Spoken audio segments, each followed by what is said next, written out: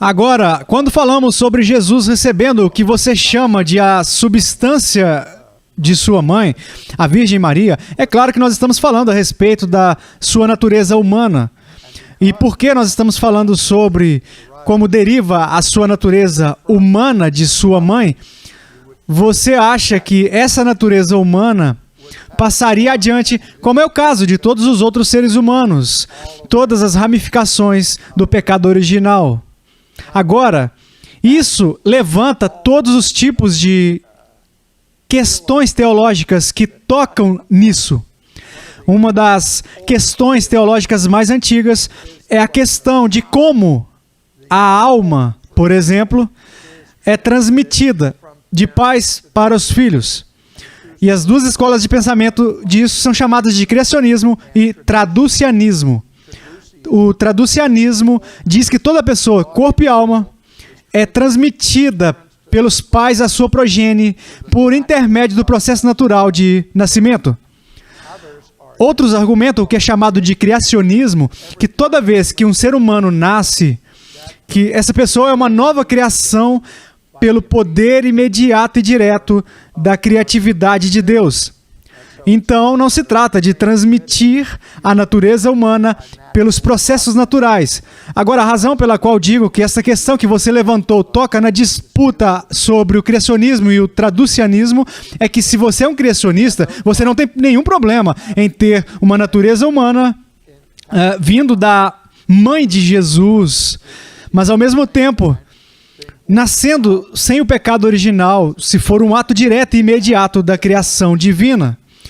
Se você é um traducianista, por outro lado, você enxerga o corpo e a alma sendo transmitidos por intermédio do processo natural. Então, a questão que você levanta se torna um problema mais difícil.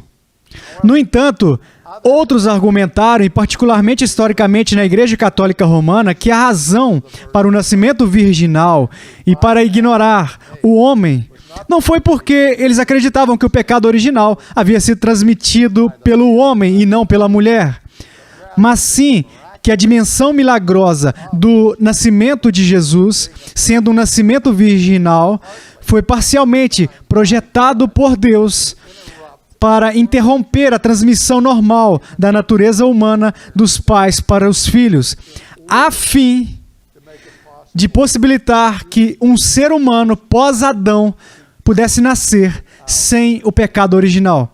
Agora, no mistério da encarnação, nós não sabemos exatamente a que processo Deus usou para fazer isso no nascimento de Jesus.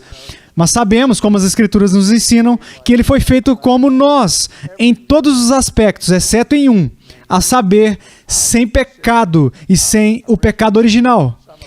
Alguns argumentaram contra essa afirmação, se Jesus não tivesse pecado original. Ele não era verdadeiramente humano. Mas, claro, o problema com isso é que Adão, antes da queda, era verdadeiramente humano. E nós, em nosso estado glorificado, no céu, sem pecado. Então, ainda seremos humanos. Portanto, o pecado original não é uma necessidade inerente à humanidade. Portanto, nós sabemos teologicamente que Deus poderia ter esta criança nascida por intermédio do nascimento virginal da sua mãe e assim contornando o processo normal do pecado original. Assim, eu estou apenas curioso, alguns dos primeiros conselhos da igreja lutaram com essa questão? Bem, sim, eles lutaram e, claro, logo no início houve um debate e uma disputa a respeito da origem divina de Jesus. E Maria havia sido chamada de Theotokos, a mãe de Deus. Mas não no sentido que Jesus foi derivado da sua natureza divina lá da sua mãe, mas apenas para apontar que aquele que ela gerou e que ela nutriu como sua mãe era a encarnação de Deus.